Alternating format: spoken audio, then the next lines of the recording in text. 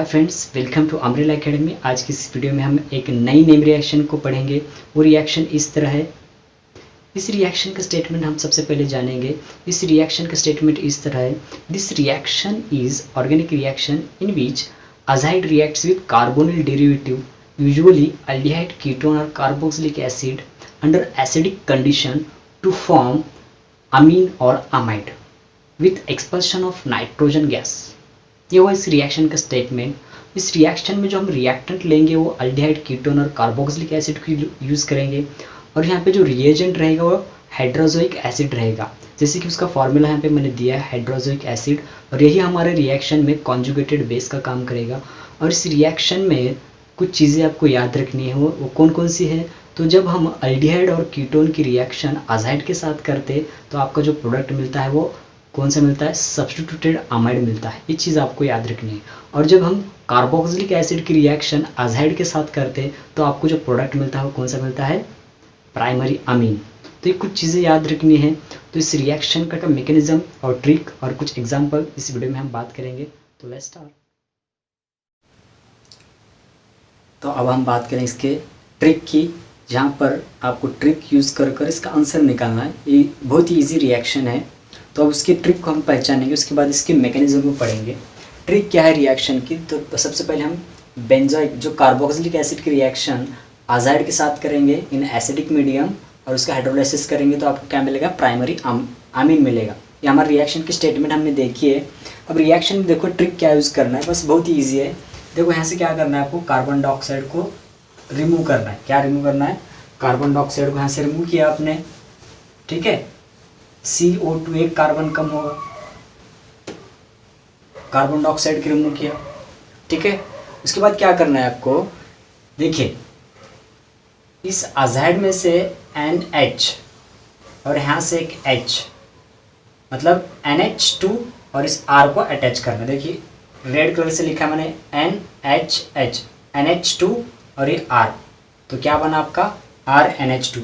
और ये जो है डबल NN, ये क्या निकलेगा? नाइट्रोजन गैस बोल के बाहर निकल चला जाएगा, ठीक है। उसके बाद नीचे देखिए मैंने आपको एक एग्जांपल लिया है, एसिटिक एसिड लिया है। इसकी रिएक्शन हम अजाइड के साथ करेंगे इन एसिडिक मीडियम, उसका हाइड्रोलाइसिस करेंगे तो आपको क्या मिलेगा? मिथाइल अमीन मिलेगा। तो देखिए क्या करना है, यहाँ से कार्बन डाइऑक्साइड को रिमूव करना है, ठीक है। देखिए इसको कार्बन डाइऑक्साइड को रिमूव किया मैंने, CO2। अब जहाँ से आपने कार्बन को निकाला है वहाँ पे क्या करना है? इस NH को और इस H को, NH2 और इस CH3, क्या बना? मिथाइल अमीन। और आपका साइड प्रोडक्ट N2 नाइट्रोजन। उसके बाद और एक देखिए मैंने एरोमेटिक रिंग लिया है बेंजोइक एसिड। तो यहाँ से वापस से क्या करना है आपको? कार्बन डाइऑक्साइड रिमूव करना है और यहाँ से NH और यहाँ से एक H, ठीक है। मतलब इस बेंजोइक एसिड का जो OH है, ठीक है, इसका H और NH, NH2 और ये बेंजीन रिंग, इसको अटैच करेंगे तो आपको क्या मिलेगा? एनिलीन। और आपका साइड प्रोडक्ट क्या रहेगा? कार्बन डाइऑक्साइड और नाइट्रोजन। ये हो इसकी रिएक्शन। ऐसे बहुत सारे आप एग्जाम्पल यूज़ कर सकते, बना सकते, जिसकी वजह से आपको इजीली ट्रिक के हिसाब से आपको इजीली समझ में, ठीक है। इसकी बात करेंगे हम इसके मैकेनिज्म की। मैकेनिज्म में देखिए बहुत ही ईजी है, डरना नहीं है, ठीक है। तो हम उसके मैकेनिज्म की बात करेंगे। मैकेनिज्म में आपको तो अब हम बात करेंगे इसके मैकेनिज्म की। मैकेनिज्म में देखेंगे इस रिएक्शन में होता क्या है एक्चुअली, और इसके इंटरमीडिएट आपको कौन कौन से मिलते हैं। बहुत ही ईजी रिएक्शन है, बस आपको समझना है, ठीक है। तो देखिए प्लीज़, सबसे पहले देखिए हमने देखा है कि जब हम कार्बोक्सिलिक एसिड की रिएक्शन अजाइड के साथ करते तो आपको प्राइमरी अमीन मिलता है, प्राइमरी अमीन आपको मिलता है। आपको ये चीज़ याद रखनी है। तो सबसे पहले हम मैकेनिज्म में देखेंगे, कार्बोक्सिलिक एसिड की रिएक्शन करेंगे अजाइड के साथ, उसका मैकेनिज्म डिटेल में पढ़ेंगे, बस और कुछ नहीं। तो देखिए कार्बोक्सिलिक एसिड जो है उसका क्या किया मैंने? प्रोटोनेशन किया। और एक चीज़ याद रखना है, H+ कहाँ से आया? क्योंकि हमने जो कार्बोक्सिलिक एसिड ले रहे हो वो एसिडिक मीडियम में है। अब यहाँ पे जो एसिडिक मीडियम में रहेगा वो आपका HCl हो सकता है या तो आपको H2SO4 हो सकता है, ठीक है। तो देखिए H+ वहाँ से आया है। अब H+ कौन लेगा? तो याद रखना है हमारे जो कार्बोनिल का जो ऑक्सीजन है वो खुद की ओर क्या करेगा? इसको एब्स्ट्रैक्ट कर लेगा। क्या कर लेगा? खुद की ओर इसको एब्स्ट्रैक्ट कर लेगा, ठीक है। जैसे इसको एब्स्ट्रैक्ट किया तो क्या करेगा, देखिए इस ऑक्सीजन पर ये H+ चला जाएगा, मतलब इस ऑक्सीजन ने इलेक्ट्रॉन दिए और इस H+ पर उसने बॉन्ड बनाया। दिख रहा आपको? तो बहुत सारे बच्चों को क्वेश्चन आता है कि सर इसने यहाँ के इस हाइड्रोक्सी O के साथ क्यों नहीं एब्स्ट्रैक्शन हुआ, इसके साथ क्यों रिएक्शन नहीं हो गई। तो याद रखना बच्चों, क्योंकि जो हमारा कार्बोनिल जो ऑक्सीजन है वो ज़्यादा इलेक्ट्रोनेगेटिव है, आपको तो पता है। और ये डबल बॉन्ड है, याद रखना है, sp2 और sp3, ये तो आपको पता है कि ज़्यादा कौन है। देखिए यहाँ पे अब ये जो ऑक्सीजन है sp3 है और ये जो ऑक्सीजन है sp2 है, मतलब ज़्यादा इलेक्ट्रोनेगेटिव कौन है, तो ये ऑक्सीजन जो है ना, जो कार्बोनिल कार्बन का जो ऑक्सीजन है ये ज़्यादा इलेक्ट्रोनेगेटिव है, याद रख, क्योंकि इसका हाइब्रिडाइजेशन स्टेट कितना है, sp2 है। क्या है, sp2 है, और ये हाइड्रोक्सी का क्या है, sp3 है। तो इसीलिए याद रखना है आपको, जो sp जो रहते ज़्यादा इलेक्ट्रोनेगेटिव रहते, ठीक है, उसके बाद sp2 रहता, उसके बाद sp3 रहता, मतलब जो ज़्यादा इलेक्ट्रोनेगेटिव वही इलेक्ट्रॉन देने के लायकी का है, वही इलेक्ट्रॉन देगा, किसको देगा, H+ को देगा, उसके साथ बॉन्ड बनाएगा। मतलब यहाँ पे जो हमने लिखा है वो क्या है, तो ये ऑक्सीजन ने इस H+ को इलेक्ट्रॉन दे दिया बिकॉज ऑफ इलेक्ट्रोनेगेटिव ज़्यादा होने की वजह से, तो इसके पास आ गया ये। अब इस ऑक्सीजन पे कौन सा चार्ज आएगा, प्लस। क्यों आया, क्योंकि इसने इलेक्ट्रॉन दे दिया, किसको दिया, इस H+ को। ठीक है, यहाँ तक समझ में आया। उसके बाद नेक्स्ट होगा क्या, जो हमारा अज़ाइड है, अज़ाइड देखिए, अज़ाइड क्या करेगा, हमारा एज ए न्यूक्लियोफाइल का काम करेगा। क्या करेगा, एज ए न्यूक्लियोफाइल का काम करेगा। अब ये इलेक्ट्रोफाइल का कौन काम करेगा, ठीक है, ये तो न्यूक्लियोफाइल है, तो इलेक्ट्रोफाइल का काम कौन करेगा, तो याद रखना ये जो हमारा कार्बोनिल कार्बन है ये इलेक्ट्रॉन डिफिशिएंट है। अब ये क्या है, ये पार्शियली पॉजिटिव और ये पार्शियली नेगेटिव रहता है, आपको पता है। अभी क्या करेगा, ये इस पे अटैक करेगा एज ए न्यूक्लियोफाइल। जैसे इसके ऊपर अटैक किया तो ये जो ऑक्सीजन है ये इसके इलेक्ट्रॉन खुद की ओर खींच लेगा। जैसे खींच लिया, देखिए इसके ऊपर 2 OH मिलेंगे और अज़ाइड के साथ एक नई बॉन्ड मिलेगी, जैसे कि मैंने यहाँ पे दिखाया है, ठीक है, ROH। देखिए जो कार्बोनिल का ऑक्सीजन के पास जो हाइड्रोजन है उसको मैंने रेड कलर से दिखाया है, और ये OH एज इट इज़ है, तो ये बन गया आपका इस स्टेप का प्रोडक्ट। अब इसमें याद रखना है कि जो ये हमारा कार्बन जो है ना, ये कार्बन अनस्टेबल है। क्यों है, क्योंकि याद रखना कभी भी कि जो कार्बन पे 2 ऑक्सीजन कभी भी पॉसिबल नहीं है, तो वो क्या रहेगा, वो अनस्टेबल है।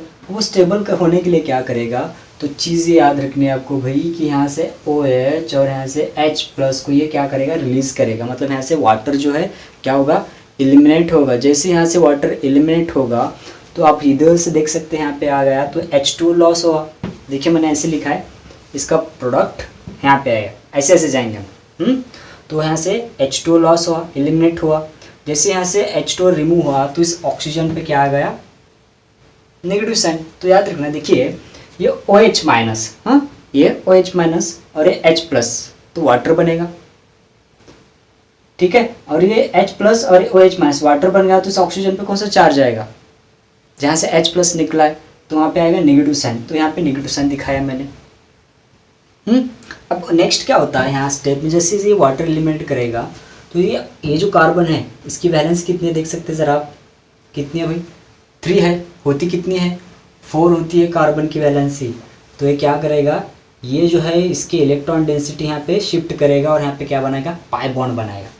तो देखिए यहाँ पे देख सकते हैं, यहाँ पे ऑक्सीजन और कार्बन के बीच में सिंगल बॉन्ड है, और इसमें क्या है, ऑक्सीजन और कार्बन में डबल बॉन्ड है। मतलब यहाँ पे पाई बॉन्ड फॉर्मेशन हुआ, वापस से कार्बोनिल कार्बन फॉर्म हुआ, ठीक है। अब नेक्स्ट क्या होगा, नेक्स्ट इसमें होगा डीप्रोटोनेशन। देख सकते हैं हमारा जो अज़ाइड का जो हाइड्रोजन है ये यहाँ से रिमूव होगा, मतलब डीप्रोटोनेशन होगा।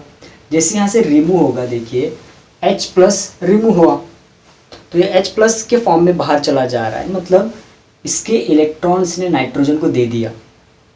तो देखिए इसका प्रोडक्ट क्या बना, इधर इधर आ जाइए। देखिए डीप्रोटोनेशन किया, मतलब H+ बाहर चला गया, रिमूव हुआ। तो इस नाइट्रोजन जहाँ से उसने H+ रिमूव हुआ है उस पर देखिए चार्ज कौन सा आया है, नेगेटिव है। क्यों आया आपको याद रखना है, क्योंकि H+ रिमूव हुआ है और नाइट्रोजन पे नेगेटिव साइन। यहाँ तक समझ में आया, ठीक है। अब यहाँ पे क्या होगा, ये जो इलेक्ट्रॉन डेंसिटी इस नाइट्रोजन के ऊपर, ये क्या करेगी, यहाँ पे पाई बॉन्ड बनाएगी। ठीक है, समझ में आ रहा है? तो देखिए समझ में आ रहा तो ठीक है, वापस से स्किप करके पीछे चले जाइए, जो मैंने कहा है वो आपको समझना है। ठीक है, तो देखिए यहाँ से ये जो इलेक्ट्रॉन डेंसिटी है यहाँ पे इस नाइट्रोजन में पाई बॉन्ड बनाएगा। जैसे यहाँ पे पाई बॉन्ड बनाया तो यहाँ से इस नाइट्रोजन और इस नाइट्रोजन की पाई बॉन्ड ब्रेक होगी और इस कार्बोनिल कार्बन और इस नाइट्रोजन में नई बॉन्ड फॉर्म होगी। जैसे यहाँ पे नई बॉन्ड फॉर्म हुई तो इस कार्बन और ऑक्सीजन की पाई बॉन्ड ब्रेक होगी।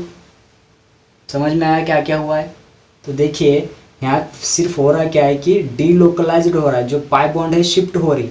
जैसे यहाँ पे पाई बॉन्ड बन गया तो यहाँ की पाई बॉन्ड शिफ्ट हो रही, इस कार्बोनिल कार्बन और इस नाइट्रोजन के बीच में शिफ्ट हो गई। तो एट ए टाइम इसका कार्बोनिल ऑक्सीजन और इस कार्बन में की जो पाई बॉन्ड है वो ब्रेक हो जाएगी। ऑक्सीजन पे कौन सा चार्ज आएगा, नेगेटिव साइन आ जाएगा। यहाँ तक समझ में आया? तो यहाँ पे नेक्स्ट क्या होगा, नाइट्रोजन जो है यहाँ पे रिमूव होगा। ठीक है, आप देख सकते हैं इस नाइट्रोजन में ट्रिपल बॉन्ड आएगा, इसमें सिंगल बॉन्ड, इस कार्बन और नाइट्रोजन में डबल बॉन्ड और ऑक्सीजन पे माइनस चार्ज में। तो देखिए यहाँ पे होता है क्या, एक्चुअली ये जो हमारा नाइट्रोजन है, देखिए ये वाला नाइट्रोजन ट्रिपल बॉन्ड है, यहाँ से रिमूव होगा। ठीक है, डाई नाइट्रोजन के फॉर्म में रिमूव होगा। जैसे यहाँ से नाइट्रोजन रिमूव होगा तो ये इस नाइट्रोजन के इलेक्ट्रॉन को खुद की ओर क्या करेगा, खींच लेगा। मतलब इस नाइट्रोजन के इसने इलेक्ट्रॉन खींच लिया तो क्या होगा, इस नाइट्रोजन पे कौन सा साइन आ जाएगा, पॉजिटिव साइन आ जाएगा। याद रखना है, जैसे यहाँ से नाइट्रोजन चला जाता है नाइट्रोजन, तो इस नाइट्रोजन पे कौन सा चार्ज आता है, पॉजिटिव साइन आता है। क्यों आता है, क्योंकि इस नाइट्रोजन इस इलेक्ट्रॉन लेके चला गया है, इसीलिए इस पर पॉजिटिव साइन। मतलब इसको जो ऑक्टेट था वो इनकम्प्लीट होगा, तो इसीलिए इस पर कौन सा चार्ज आएगा, पॉजिटिव चार्ज। जैसे यहाँ से नाइट्रोजन चला जाएगा तो ये देखिए यहाँ से चला गया। तो एक्चुअली हमारा जो R है, ठीक है, R क्या करेगा, R माइनस के फॉर्म में इस नाइट्रोजन प्लस के ऊपर माइग्रेट होगा। जैसे ही माइग्रेट होगा तो यहाँ पे इस कार्बन और ऑक्सीजन में क्या बनेगी, एक नई पाई बॉन्ड बनेगी। या तो ऐसे कह सकते हैं कि यहाँ पे कार्बन और ऑक्सीजन में एक पाई बॉन्ड बनेगी। ठीक है, जैसे यहाँ पे पाई बॉन्ड बनेगी तो इस R जो है हमारा R और कार्बोनिल कार्बन का इसमें ब्रेकिंग होगी। जैसी ब्रेकिंग होगी तो ये हमारा R माइनस और N प्लस बॉन्ड बना लेंगे और आपको जो प्रोडक्ट बनेगा वो कौन सा बनेगा, अल्काइल आइसोसाइनेट। समझ में आया क्या बनेगा, अल्काइल आइसोसाइनेट। अब यहाँ पे क्या होता है, इस स्टेप में ये जो आपको दिख रहा है कार्बन, ये दोनों के बीच में जो कार्बन है ना, ये कार्बन बहुत ही इलेक्ट्रॉन डिफिशिएंट है। क्यों है, क्योंकि इस ऑक्सीजन को देखिए और इस नाइट्रोजन को देखिए, दोनों भी क्या हैं, तो ज़्यादा इलेक्ट्रोनेगेटिव हैं एज़ कम्पेयर टू कार्बन। तो ज़्यादा इलेक्ट्रोनेगेटिव होने का क्या फ़ायदा है कि दोनों भी क्या करेंगे, इस कार्बन के इलेक्ट्रॉन को खुद की ओर खींचेंगे। जैसे इलेक्ट्रॉन को खींचेंगे तो कार्बन पे कौन सा चार्ज आएगा, पॉजिटिव साइन। ठीक है, तो ये बीच में दब जा रहा है दोनों के, तो क्या होगा, इसके पास इलेक्ट्रॉन डेंसिटी कम हो जाएगी। जैसे इसके पास इलेक्ट्रॉन डेंसिटी कम हो जाएगी तो इसके पास हमारा जो वाटर मॉलिक्यूल्स है इस पर अटैक करेगा। जैसे इस पर अटैक किया एज ए न्यूक्लियोफाइल तो इस कार्बन और नाइट्रोजन की पाई बॉन्ड ब्रेक हो जाएगी और नाइट्रोजन पर कौन सा चार्ज आएगा, नेगेटिव साइन आ जाएगा। ठीक है, वैलेंसी भी आपको समझ में आनी चाहिए। ठीक है, तो देखिए यहाँ पे ऑक्सीजन वाटर जैसे ही बॉन्ड बनाएगा तो इस पर 5 कार्बन 5 बॉन्ड होगी, तो एक बॉन्ड को ब्रेक होना है। तो क्या किया मैंने, कार्बन और नाइट्रोजन की बॉन्ड को ब्रेक किया। ठीक है, तो कार्बन जैसे बॉन्ड ब्रेक होगी तो नाइट्रोजन पे कौन सा चार्ज आएगा, नेगेटिव साइन। जैसे यहाँ पे नेगेटिव साइन आ जाएगा तो देखिए इस ऑक्सीजन पे देखिए वो जहाँ पे वाटर अटैच हुआ है, ठीक है, तो इसकी वैलेंसी कितनी रहती है ऑक्सीजन की, 2 रहती। तो यहाँ पे कितनी है, 3 है। तो इसको क्या करना पड़ेगा, इस H प्लस को यहाँ से रिलीज़ करना पड़ेगा। तो यहाँ पे H प्लस रिलीज़ होगा, यहाँ से जैसे यहाँ से H प्लस रिलीज़ होगा तो इस नाइट्रोजन पे ये अटैक करेगा। मतलब नाइट्रोजन इसको खुद की ओर अटैक कर लेगा, खुद की ओर खींच लेगा। जैसे इसको खींच लिया तो नाइट्रोजन के ऊपर आ गया H प्लस, मतलब यहाँ पे H प्लस ट्रांसफ़र हुआ है।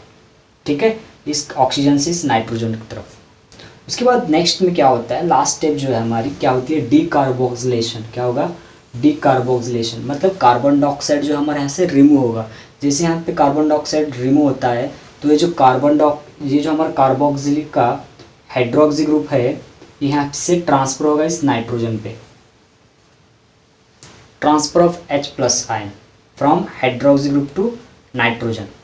जैसे यहाँ पे माइग्रेट होगा, यहाँ से ट्रांसफ़र होगा, शिफ्ट होगा, तो ये कार्बन डाइऑक्साइड यहाँ से रिमूव होगा और आपका जो प्रोडक्ट बनेगा वो कौन सा बनेगा, हमारा RNH2। ये हमारा क्या है, प्राइमरी अमीन और 1 डिग्री अमीन। ये हमारा मैकेनिज्म है, ठीक है। तो याद रखना है आपको, जो हमने यहाँ पे जो R यूज़ किया है उसकी जगह पर आप कोई भी एक अल्काइल ग्रुप यूज़ कर सकते हैं, जैसे कि एसिटिक एसिड भी यूज़ कर सकते हैं आप, methyl, ethyl, aryl group, aromatic rings आप यूज़ कर सकते हैं और आप बहुत सारे एग्जांपल यहाँ पे पढ़ सकते हैं। तो इसके अलावा देखिए हमने क्या किया, यहाँ पे कार्बोक्सिलिक एसिड से हमने प्राइमरी अमीन को बनाया है। तो हमने स्टेटमेंट में रिएक्शन के स्टार्टिंग में पढ़ा था कि जब हम कीटोन या अल्डिहाइड की रिएक्शन अज़ाइड के साथ करते तो आपको जो प्रोडक्ट मिलता है वो कौन सा मिलता है, अमाइड का मिलता है। तो अमाइड का प्रोडक्ट मैकेनिज्म जानने के लिए इस आई बटन पे क्लिक करिए। इस आई बटन पे क्लिक करेंगे तो आप उस रिएक्शन के मैकेनिज्म में चले जाएंगे, तो आपको वहाँ पे समझ में आएगा। तो तब तक के लिए थैंक यू।